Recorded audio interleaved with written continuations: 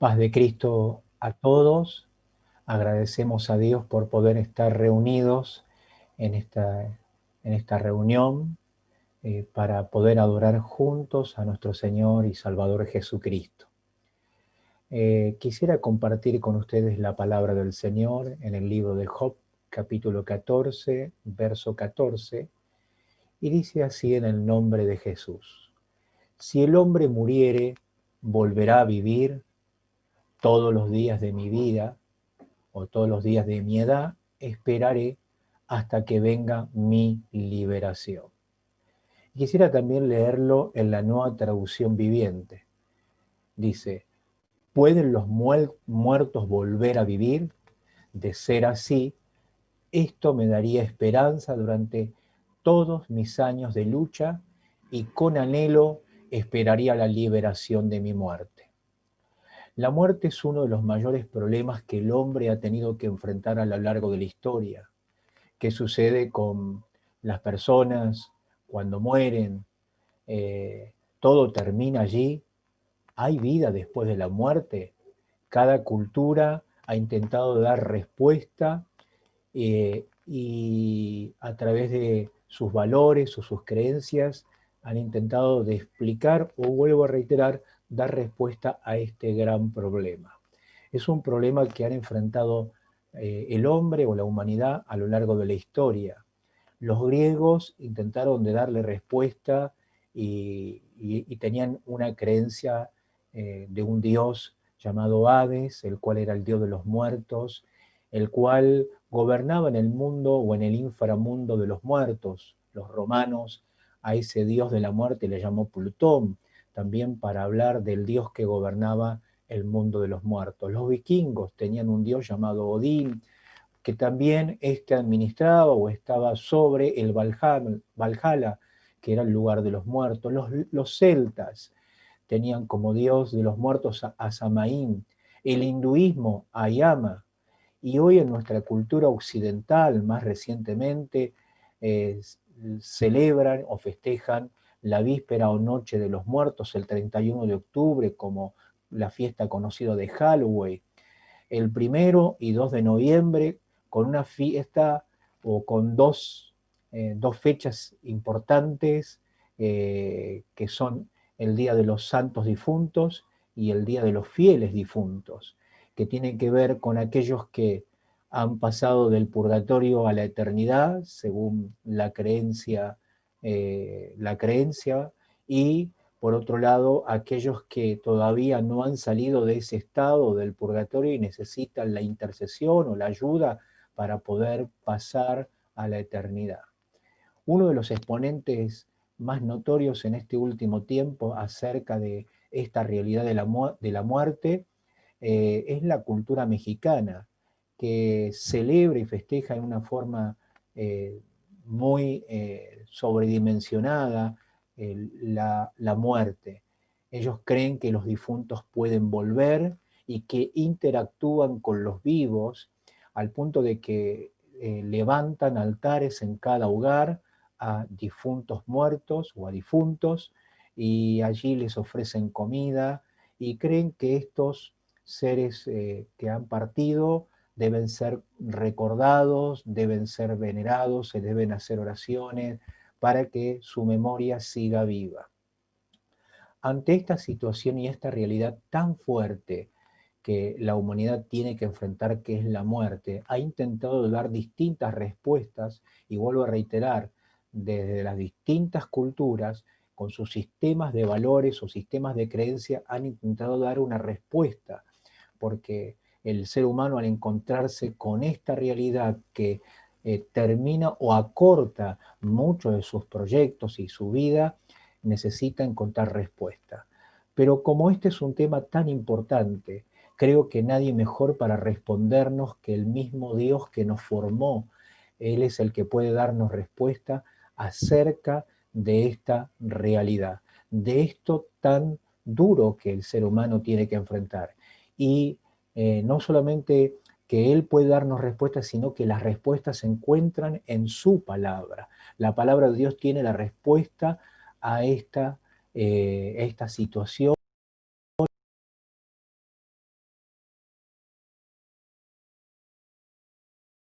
El título, Si el hombre muriere, ¿volverá a vivir? Es lo que preguntó Job. Si el hombre muriere, ¿volverá a vivir? En Job nos dice 14:4, si el hombre viviere, volverá a vivir. Y luego, en la nueva traducción, nos dice que a raíz de esto, en esa confianza de que el hombre volverá a vivir, tendré esperanza. La muerte tiene que ver con una consecuencia. La muerte es la separación del cuerpo del alma. Cuando el alma o el espíritu del hombre se separa del cuerpo, entra en un estado de muerte, muerte natural o muerte física. Pero dije que la muerte es una consecuencia. Y no es simplemente una consecuencia del paso de los años o de la enfermedad, sino que la Biblia nos dice que es consecuencia de algo más. Génesis capítulo 1, versículo 27, dice, y creó Dios al hombre a imagen de Dios lo creó, varón y hembra los creó. El Señor creó al hombre a su imagen, al hombre y a la mujer a su imagen, y cuando dice que los creó a su imagen, estaba hablando de que puso en ellos, depositó en el hombre y la mujer los atributos que estaban también en él. Y uno de los atributos que Dios deposita en el hombre y la mujer es la eternidad. El hombre tiene un sentido de eternidad, por eso es que él vive no como para terminar sus días mañana, sino que vive como que siempre va a estar allí, como que nunca va a tener que enfrentar la muerte. Por eso sus proyectos son a largo plazo, por eso es que aún en la vejez sigue edificando, construyendo, comprando, porque hay un sentido de eternidad. Es que Dios nos creó con ese atributo de eternidad, pero esa eternidad estaba también condicionada y tenía un condicionamiento, y era la obediencia o el cumplimiento de su palabra, de su ley, el no quebrantamiento de su ley, permitiría al hombre vivir. Por el contrario, el quebrantamiento de la ley de Dios llevaría al hombre a perder esta bendición. Génesis capítulo 2, versos 16 y 17 dice, y mandó, el Señor mandó al hombre, dice el escrito Jehová Dios al hombre, diciendo, de todo árbol del huerto podrás comer, mas del árbol de la ciencia del bien y del mal no comerás, porque el día que de él comiere, ciertamente morirás. El hombre recibió esto como palabra del Señor y la única condición era que no quebrantara su ley. El quebrantamiento de la ley de Dios o de la palabra de Dios, la desobediencia a la palabra de Dios lo llevaría o introduciría la muerte en el ser humano. Romanos 5:12 nos dice en la nueva versión internacional, por medio de un solo hombre el pecado entró en el mundo y por medio del pecado entró la muerte. Fue así como la muerte pasó a toda la humanidad porque todos pecaron. La muerte entró por el pecado. Por el pecado, dice Romanos, entró la muerte. Nos confirma esto el apóstol Pablo. Lo que el Señor le había dicho a Adán y Eva, que el día que pecare, ese día morirían. La desobediencia, el pecado, trajo como consecuencia la muerte. Y Pablo lo ratifica esto diciendo que por el pecado entró por la muerte.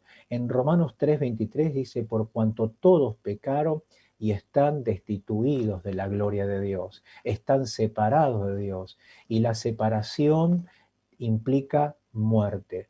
Y no es que algunos pecaron, sino que la Biblia dice que todos pecaron. Ezequiel 18:20 dice, el alma que pecare, esa morirá. El Hijo no llevará el pecado del Padre, ni el Padre llevará el pecado del Hijo. La justicia del justo será sobre él y la impiedad del impío será sobre él. La, el, esto es algo que el Señor le había dicho al hombre, que el alma que pecare, esa morirá. Y entonces la Biblia nos habla de que Dios nos habla a través de su palabra, de que la muerte es una consecuencia del pecado. No es otra cosa que la consecuencia del pecado. Pero también la palabra de Dios nos dice que es inevitable esto, porque el pecado ya entró en la raza humana.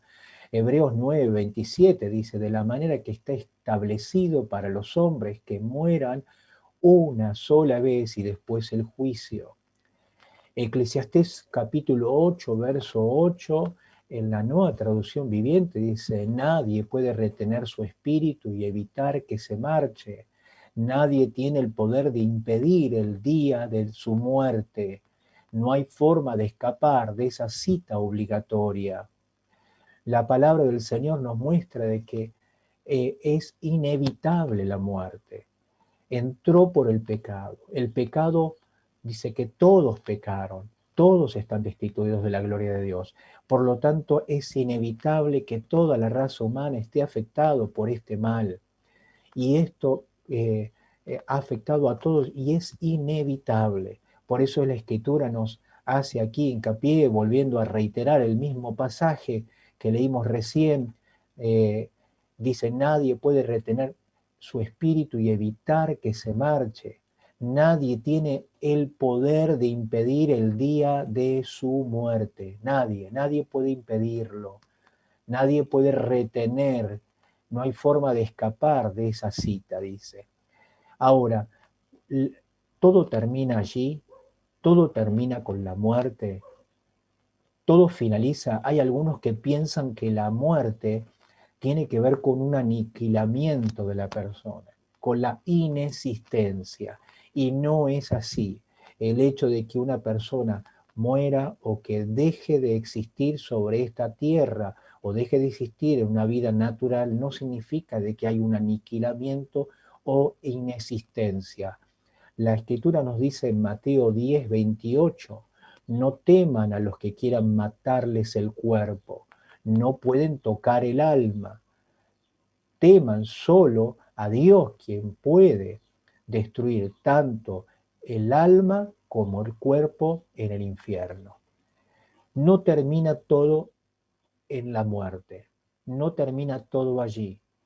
Dios nos habla y la Escritura nos aclara de que así como existe el cuerpo, también el hombre tiene un alma. Y dice: no teman al que puede matar el cuerpo. El cuerpo puede ser muerto y dañado por alguna enfermedad, por algún hecho de inseguridad, por un accidente. Inmediatamente el cuerpo puede entrar en un deceso, puede entrar en un proceso de muerte, pero el alma sigue viviendo. Dice: teman al que sí puede matar el alma y que tiene autoridad sobre el cuerpo y también sobre el alma. Esto nos indica de que cuando la persona muere no termina todo, su alma sigue existiendo. El alma es la esencia de la persona. Lucas capítulo 16, verso 22 al 26, el Señor Jesús allí en esta cita nos desarrolla un poquito más con una ilustración este tema. Dice: resulta que murió el mendigo y los ángeles se lo llevaron para que estuviese al lado de Abraham. También murió el rico y lo sepultaron. En el infierno, en medio de sus tormentos, el rico levantó los ojos y vio de lejos a Abraham y a Lázaro junto a él.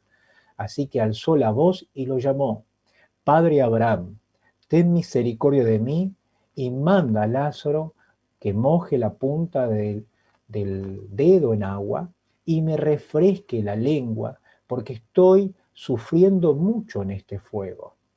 Verso 25 dice: pero Abraham le contestó: hijo, recuerda que durante tu vida te fue muy bien, mientras que a Lázaro le fue muy mal, pero ahora él le toca recibir consuelo aquí y a ti sufrir terriblemente.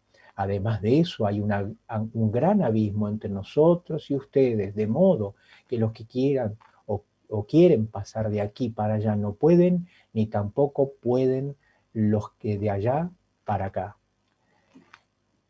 El Señor Jesús con esto nos muestra de que la persona después de su muerte no termina todo allí, no acaba, no pasa a un plano de inexistencia, sino que sigue existiendo su alma, aunque su cuerpo vuelva al polvo de la tierra, pero su alma, su esencia, su verdadera persona sigue existiendo.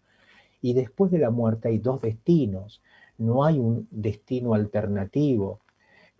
A veces las creencias populares o los sistemas de creencias, pueden intentar de mitigar el dolor o el sufrimiento para hacernos sentir mejor de que un ser querido pueda estar en un buen lugar. Pero lo importante no es el sistema de creencias, sino lo que Dios diga, no lo que diga la cultura, sino lo que Dios dice en su palabra. Y la palabra de Dios nos muestra que después que la persona muere, después que la persona parte, toma un destino u otro. Hay dos destinos, dos alternativas. Una es el paraíso, el lugar donde fue Lázaro junto a Abraham. Y el otro es el lugar de tormento, aquí descrito como el infierno. No hay un lugar, una tercera alternativa, no hay un lugar intermedio donde la persona pueda purgar sus faltas, sus pecados, limpiarse. No hay como una especie de balotaje o segunda vuelta donde la persona tenga una oportunidad más. La oportunidad la persona la tiene mientras vive. Y es mientras uno está en vida que tiene que tomar la determinación si va a tomar un destino o el otro. Por eso Jesús dijo, el que creyere y fuere bautizado será salvo, mas el que no creyere será condenado. La decisión está en uno cuando está en vida. Y ambos murieron, pero uno fue al paraíso y el otro fue al lugar de tormento. Pero el rico que estaba en el lugar de tormento pidió a Abraham que enviara a Lázaro para que refrescara su boca, su lengua, porque estaba atormentado en el fuego. Pero Abraham le dijo, ninguno de los que está en este lugar puede ir allá y ninguno de los que está allá puede venir acá. Esto nos indica de que es irreversible. Cuando alguien tomó este destino, ya no hay forma de salir de ese lugar, no hay intercambio. Eh, entonces, de alguna forma, tenemos que tomar lo que dice la palabra de Dios, porque la palabra de Dios es la verdad, porque puedo tener las mejores intenciones o el deseo de poder ayudar a una persona en su dolor, pero puedo ayudarlo con palabras suaves o con algún pensamiento que lo ayude a pasar el momento doloroso por la pérdida de un ser querido o amado. Pero tenemos que ver qué es lo que la palabra de Dios dice para que podamos cimentar nuestra fe en la verdad, porque la verdad es la que nos hace libre y necesitamos la verdad para poder tomar decisiones correctas en vida, porque si yo no estoy cimentado en la verdad o el sistema de pensamientos o de creencia o de fe es errado, lamentablemente puede ser que tome una mala decisión o tome un destino que sea perjudicial para mí. Entonces, por ese motivo necesito saber la verdad para tomar la decisión correcta. Cuando aquellos que mueren, cuando se van, tienen alguna actividad, ¿qué dice la Biblia? ¿Pueden regresar los muertos? ¿Pueden volver? ¿Pueden comunicarse? ¿Será cierto de que interactúan con el mundo de los vivos? Según las creencias populares, sí. Dicen que pueden oírme, que pueden escucharme, que pueden interceder, que yo puedo ayudarlos a salir del lugar donde están. Pero ¿qué dice la Biblia? Fíjense que ha sido muy famosa esta película de Coco, una película infantil o familiar que refleja la creencia o el sistema de creencia de que los muertos interactúan con los vivos y que puede haber un pasaje de un lugar al otro. Pero, ¿qué dice la palabra del Señor? Eclesiastés capítulo 9, verso 5 dice, los que aún vivimos sabemos que un día habremos de morir, pero los muertos ya no saben nada, ni esperan nada, y muy pronto son olvidados. Los muertos ya no saben nada. Aquellos que se han ido no saben lo que le está sucediendo a la familia, a los parientes, a los que quedan con vida. No saben sus circunstancias ni de salud, ni económica, ni sus progresos, sus tristezas o sus alegrías. No las saben porque ellos están en un lugar, vuelvo a reiterar, sea en el paraíso o en el lugar de tormento, el infierno, pero ellos están ajenos de lo que les está sucediendo a sus seres queridos aquí en la tierra. Eclesiastés 9:10 dice, y todo lo que podemos hacer, hagámoslo con alegría. vamos camino a la tumba, y allá no hay trabajo, ni planes, ni conocimiento, ni sabiduría. Entonces, cuando la persona llega a esta etapa terminal o culminante de su vida, ya no hay más obra, ya no hay más nada para hacer, no hay más sabiduría. Entonces no puede interactuar, no puede ayudar, no puede auxiliar a los vivos, no puede, está inhabilitado, pero no por el sistema de mi creencia, no por mi cultura, sino porque Dios, el creador del ser humano, es Él el que ha dicho esto y el que ha determinado y sellado esto. Por eso, por más que yo en mi pensamiento crea que puedo comunicarme con los muertos, por más que crea que el muerto puede ayudarme o interactuar conmigo, si Dios dice que no, es imposible esto. Es imposible y porque Dios es el que no lo permite. Vamos a Lucas capítulo 16, verso 27 al 31, dice, Él respondió, entonces te ruego, Padre, que mandes a Lázaro a la casa de mi padre para que advierta a mis cinco hermanos y no vengan ellos también a este lugar de tormento. Pero Abraham le contestó, ya tienen a Moisés y a los profetas, que les hagan caso a ellos. El verso 30 dice, no les harán caso, padre Abraham, replicó el rico. O sea, en otras palabras, les hará caso, padre Abraham. En cambio, si les presentaran uno de entre los muertos, entonces sí se arrepentirán. Abraham le dijo, si no les hacen caso a Moisés y a los profetas, tampoco se convencerán, aunque alguien se levante de entre los muertos. Creo que Jesús es categórico con esto.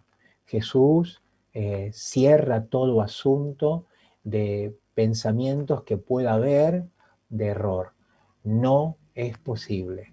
Se lo dijo al rico, no es posible que Lázaro pudiera convencer o venir al mundo de los vivos. Y si los muertos no pueden regresar o no pueden comunicarse o no pueden interactuar, ni los muertos con los vivos, ni los vivos con los muertos.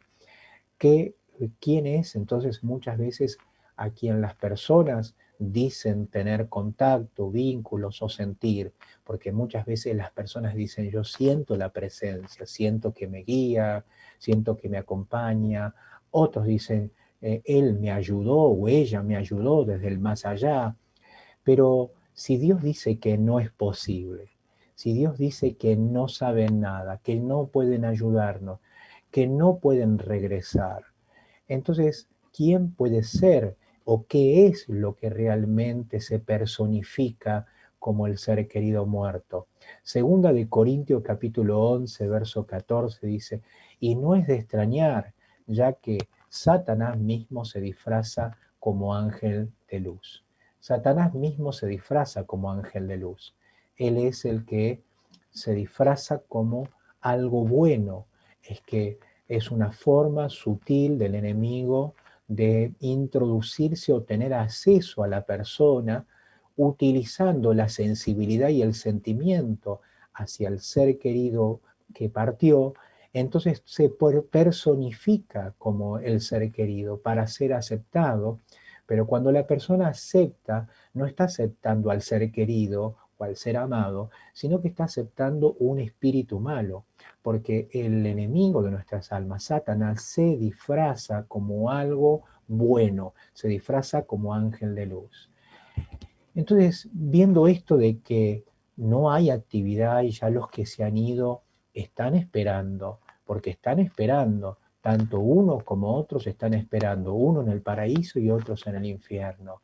¿Qué esperanza hay? ¿Qué esperanza hay para los que viven, pero también qué esperanza hay para aquellos que han partido? Ezequiel capítulo 18, 20, habíamos leído anteriormente, el alma que pecare, esa morirá. Pero también leemos en Primera de Corintios 15, 56, pues el pecado es el aguijón que termina en muerte. O sea, el pecado es el aguijón que de alguna forma afecta como un aguijón que daña, contamina y produce justamente muerte en la persona. De la misma forma el pecado lo hace con el ser humano, trae muerte, muerte física, muerte espiritual. Entonces, ¿qué esperanza hay siendo esta la situación? Dícele Colosenses capítulo 2, verso 13. Ustedes estaban muertos a causa de sus pecados, y esa es la realidad. Estaba todo ser humano muerto a causa de los pecados, porque aún no les había quitado la naturaleza pecaminosa. Entonces Dios les dio vida con Cristo al perdonar todos nuestros pecados. Bendito sea el nombre del Señor. Si bien todos, como nos dice la Escritura, estábamos condenados a muerte, pero Cristo Jesús, Él, como dice su palabra, Él perdonó nuestros pecados. El pecado es el aguijón que trae la muerte, pero es quitado ese aguijón a través del perdón de pecados que nos da Jesucristo.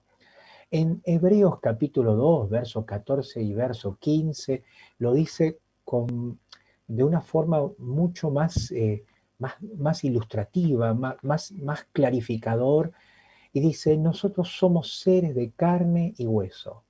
Por eso Jesús se hizo igual a nosotros. Solo así podía morir para vencer al diablo, que tenía poder para matar a hombres y mujeres. Y con su muerte, con la muerte de Jesús, nos dio libertad a los que se pasaban la vida con miedo a la muerte. Gloria a Dios. Jesús, nuestro Dios, se humanó. ¿Para qué? Para morir, porque como Dios no podía morir, pero Él tomó una naturaleza semejante a la nuestra, cargó con nuestros pecados y Él murió. Y cuando Él murió fue para vencer al que tenía la autoridad, el dominio o el imperio de la muerte de hombres y mujeres. Él lo venció, pero también, por otro lado, nos dio libertad para que ya no vivamos sometidos con temores, con pánicos, esclavos del temor de la muerte. El Hijo de Dios, aquel que ha recibido el perdón de pecados, es libre, no siente esa opresión, no se siente sometido con temores a la muerte. Nos dice la Escritura en Romanos 5:8, pero Dios nos demostró su gran amor al enviar a Jesucristo a morir por nosotros, a pesar de que nosotros todavía éramos pecadores. Cristo vino a morir por nosotros. La Biblia dice que el alma que pecare morirá. Nosotros merecíamos la muerte, pero Cristo murió por nosotros. O sea, Él murió ocupando nuestro lugar, porque se debía pagar esa culpa. Alguien debía morir por causa del pecado o la culpa del pecado. Entonces, Él cargó nuestros pecados y Él murió por nosotros. Isaías 53, verso 5, nos dice, lo aclara más, dice, pero Él fue herido por nuestras rebeliones, fue golpeado por nuestras maldades. Él sufrió en nuestro lugar y gracias a sus heridas recibimos la paz y fuimos sanados. Gloria a Dios. Él sufrió en nuestro lugar, en tu lugar y en mi lugar. Nosotros merecíamos morir por causa del pecado, pero Él tomó nuestro lugar, se hizo carne, Él tomó carne, se hizo semejante a nosotros para morir y vencer al que tenía el dominio o la autoridad de la muerte de hombres y mujeres, librarnos o liberarnos de la opresión y de los temores de la muerte, y Él ocupó nuestro lugar. Él sufrió por nosotros, dice. Juan 6, verso 48 nos dice que Jesús dijo, yo soy el pan de vida. Luego el verso 51 dice, yo soy el pan vivo que descendió del cielo. Si alguno comiere de este pan, vivirá para siempre. Y acá explica qué es el pan, no está hablando del pan literal, dice, y el pan que yo daré es mi carne, la cual yo daré por la vida del mundo. El Señor vino, Él vino para, dijimos, para librarnos del temor de la muerte, para vencer sobre el que tenía la autoridad de la muerte de hombres y mujeres. Él ocupó nuestro lugar, Él sufrió en nuestro lugar. ¿Y cómo lo haría? A través de sí mismo, de su cuerpo. Por eso Él habló del pan y dijo, yo soy el pan que descendió del cielo. Y dice la Escritura, si alguno comiere de este pan, vivirá para siempre. Y cuando dice comiere de este pan, no está hablando literal, ni siquiera del pan, ni de comer con nuestra boca, sino está hablando de participar de su sacrificio, participar de su muerte, participar de lo que Él hace, porque cuando alguien come pan está participando de algo, asimila algo y necesitas asimilar el sacrificio de Jesús en tu vida. Tienes que participar de este sacrificio para recibir el perdón de pecado. Él lo proveyó, Él murió, pero ahora depende de cada uno de nosotros que participemos o no de su sacrificio. Podemos tomarlo o podemos desecharlo. Y hay algunos que optan por seguir como están, creen que son autosuficientes, que no necesitan de Cristo, de Jesús, no necesitan el perdón de pecados, no necesitan de Él, sino que con su buen obrar, con sus buenas obras, van a alcanzar la salvación, van a alcanzar el cielo o van a alcanzar el paraíso. Creen que es suficiente eso, pero no es suficiente, porque la Biblia dice que todos pecamos, que el hombre está condenado por causa del pecado a la muerte, y el único que podía librarnos de la muerte es Jesús. Por eso Él murió por tus pecados y por mis pecados. Pero muchos dicen no, prefiero seguir así como estoy. Y si la persona muere sin haber recibido el perdón de pecados, sin haber creído en Jesucristo como Salvador y sin haber recibido el perdón de pecado, después de la muerte, ¿qué es lo que le espera? Porque dijimos que después de la muerte la persona no termina, su alma sigue viviendo, o en el paraíso o en el infierno. Y la Biblia nos dice en Apocalipsis capítulo 20, verso 11 y verso 15, y esta es una de las realidades, dice, y vi un gran trono blanco y al que estaba sentado en él, de delante del cual huyeron la tierra y el cielo, y ningún lugar se encontró para ellos. Y vi a los muertos grandes y pequeños de pie ante Dios, y los libros fueron abiertos, y otro libro fue abierto, el cual es el libro de la vida. Y fueron juzgados los muertos por las cosas que estaban escritas en los libros según sus obras. Y la muerte y el ave fueron lanzados al lago de fuego. Esta es la muerte segunda, y el que no se halló escrito en el libro de la vida fue lanzado al lago de fuego.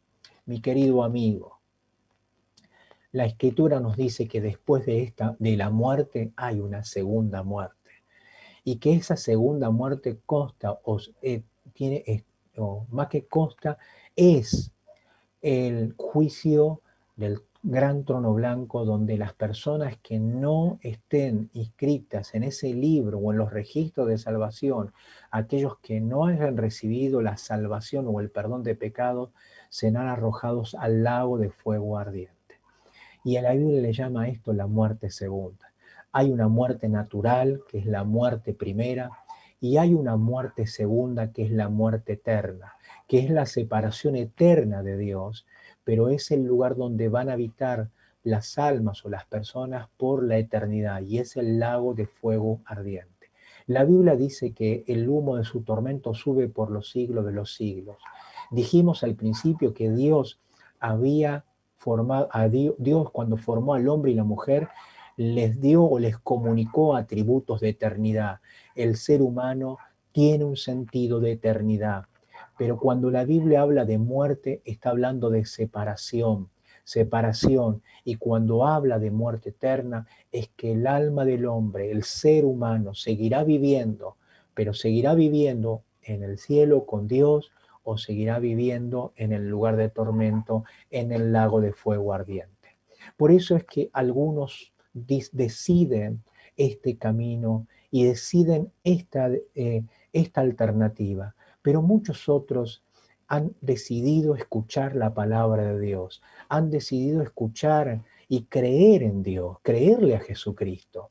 Hechos capítulo 2, versos 37 y 38 dice, las palabras de Pedro traspasaron el corazón de ellos, quienes le dijeron a él y a los demás apóstoles, hermanos, ¿qué haré? ¿Qué debemos hacer?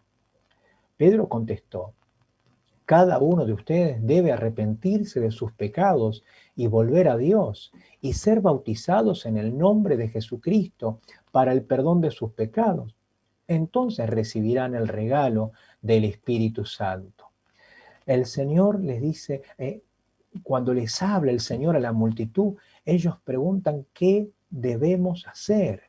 ¿Qué tenemos que hacer para ser salvos? ¿Qué tenemos que hacer para alcanzar la vida eterna? Jesús ya murió. Jesús entregó su vida. Él fue el que ocupó nuestro lugar como culpable. Él entregó su vida y nos comunica ahora la salvación o el perdón de pecado y salvación a través de su sacrificio. ¿Podemos participar o no? Hemos dicho que aquellos que no quieren participar y no quieren aceptar el sacrificio de Jesús, su destino es la muerte segunda. Pero para aquellos que tomen la decisión, dice el Señor, arrepiéntanse, vuélvanse a Dios, dejen de hacer lo malo, bautícense en el nombre de Jesucristo para perdón de los pecados. Entonces es necesario que puedas recibir el perdón de tus pecados a través del bautismo en el nombre de Jesús. Primera de Corintios 15, verso 20, 21 dice más, ahora Cristo ha resucitado de los muertos. Y el verso 21, lo hemos resaltado, dice, porque por cuanto la muerte entró por un hombre, también por un hombre la resurrección de los muertos. Pero cada uno en su debido orden, Cristo a las primicias y luego los que son de Cristo en su venida. Jesucristo ha resucitado y esa es la esperanza que tenemos. La esperanza nuestra es que Cristo murió, pero que murió por nuestros pecados. Él dio su vida por nosotros, ocupó nuestro lugar, nos ofrece ahora el perdón, pero Él también nos da esperanza de que Él resucitó y en la resurrección de Jesús tenemos esperanza que también nosotros resucitaremos. Si Cristo no hubiese resucitado, también nosotros no tendríamos esperanza de resurrección, pero Él resucitó. Y cuando el día que Jesús resucitó, para dar muestra y prueba de esto, también resucitaron muchos cuerpos de santos en aquel día. Por eso habla de las primicias. Primero Cristo, las primicias, y luego nosotros, los que habremos quedado, dice la Biblia. Entonces Jesús da testimonio de que Él resucitó, que Él ha hecho resucitar a muchos cuerpos de santos en aquel día cuando Él se levantó de la tumba, y que así como Él lo hizo, también lo hará con nosotros. Y esa es nuestra esperanza. Por eso es que estamos en este camino. Por eso es que estamos siguiendo a Jesús. Por eso es que le hemos entregado nuestra vida y le servimos, porque tenemos esta esperanza. Segunda de Corintios 4, 14 dice, sabiendo que el que resucitó al Señor Jesús, a nosotros también nos resucitará con Jesús y nos presentará juntamente con vosotros. Gloria al Señor. Y Primera de Tesalonicenses nos dice, porque el Señor mismo, con voz de mando, con voz de arcángel y con trompeta de Dios, descenderá del cielo y los muertos en Cristo resucitarán primero. Gloria al Señor Jesucristo. Esa es nuestra esperanza, de que hay una resurrección. Para aquellos que han partido en el Señor, aquellos que han recibido el perdón de pecado y han participado de la carne, del sacrificio de Jesús, y han participado a través del bautismo, porque recibieron el perdón de pecados a través del bautismo en el nombre de Jesucristo, porque ese bautismo es el símbolo de la muerte y el sacrificio de Jesús. Entonces han recibido el perdón de pecado y parten con el Señor. tienen esperanza. Y por eso dice que el Señor mismo con voz de mando, con voz de arcángel y con trompeta de Dios descenderá del cielo, y los muertos en Cristo, no dice los muertos en general, sino los muertos en Cristo, resucitarán primero. Y esta es una esperanza gloriosa. Romanos 14:8 dice, si vivimos o morimos, es para honrar al Señor Jesucristo. Ya sea que estemos vivos o que estemos muertos, somos de Él. Y Pablo dice que si vivimos o morimos, honramos al Señor Jesucristo. Nuestra vida debe honrar en vida. Nosotros tenemos que honrar en vida y en muerte al Señor. Y honrar significa servirle, vivir para Jesús. Vivir y entregar nuestra vida, nuestro tiempo, nuestros recursos, todo lo que es nuestro y que nos pertenece y que es parte nuestra, entregárselo al Señor, ponerlo al servicio del Señor, honrar al Señor, porque Él es el Señor de todo. Por eso dice, si vivimos o morimos del Señor Jesucristo, somos. Vivimos para Él, vivimos con esta esperanza, la esperanza de que aquellos que están en Cristo Jesús y creen en Él, como dijo Jesús, no morirán eternamente. Esa es nuestra esperanza.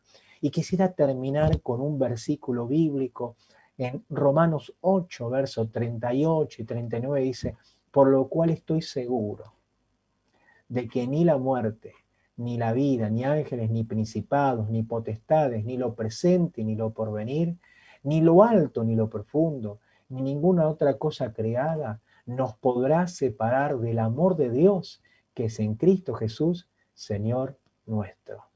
Pablo dice, estoy seguro que la muerte no me podrá separar del amor de Dios.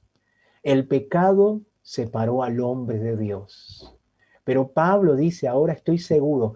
¿Y cuál es su seguridad? ¿Es una seguridad emocional, sentimental? No. La seguridad que tiene Pablo es la seguridad de las Escrituras.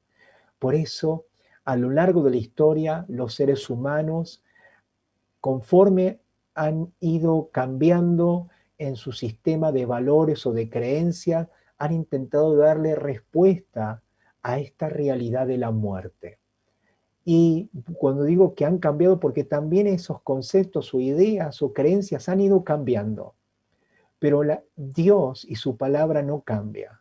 Pablo, él está seguro, pero su seguridad está en la palabra de Dios. Su seguridad está en el sacrificio que Jesús hizo por sus pecados.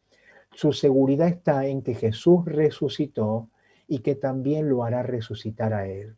Su seguridad está en que Cristo Jesús ahora le da vida eterna. Jesús también tiene para ti una vida abundante. El Jesús tiene para ti también la vida eterna. Necesitas recibirlo a Él como tu Salvador. Necesitas participar también de su sacrificio, bautizándote en el nombre de Jesús para el perdón de tus pecados. ¿Para qué? Para que puedas nacer a una vida nueva, para que puedas recibir vida eterna y de esa forma puedas vivir eternamente, para que de esa forma no tengas que pasar por el proceso de la muerte segunda, porque si el pecado fue quitado el aguijón de la muerte. Si el pecado, vuelvo a reiterar, fue quitado, entonces es quitado el aguijón de la muerte.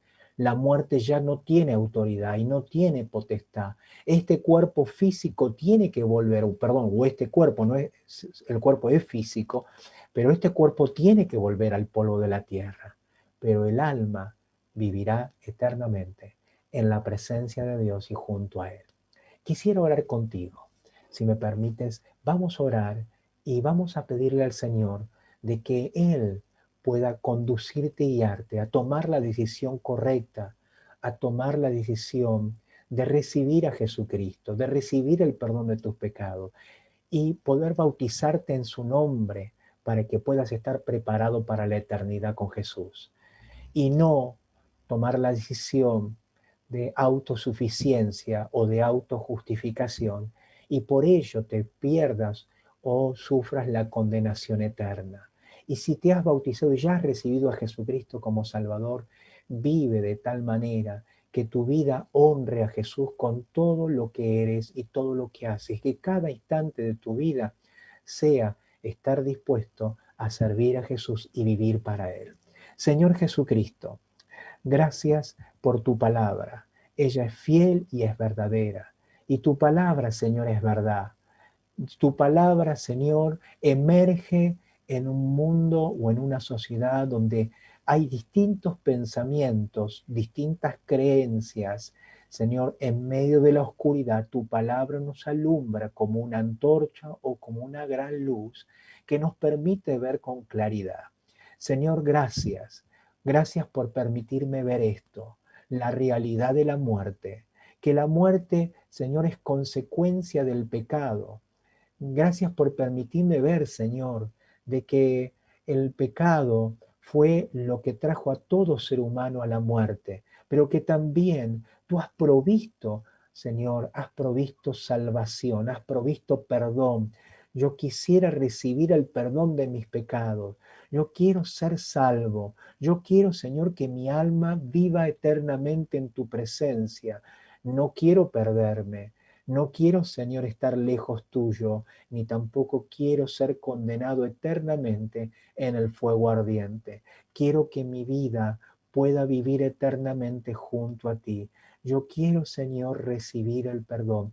Yo quiero estar preparado para la hora que tenga que llegar, Señor, para mi hora, y que cuando llegue mi hora, que es inevitable porque no la podré evitar, según lo que dice tu palabra, no la podré eludir. Esa cita será ineludible, Señor, y cuando llegue ese momento, que mi vida esté preparada para irse contigo. En el nombre de Jesús. Amén y amén.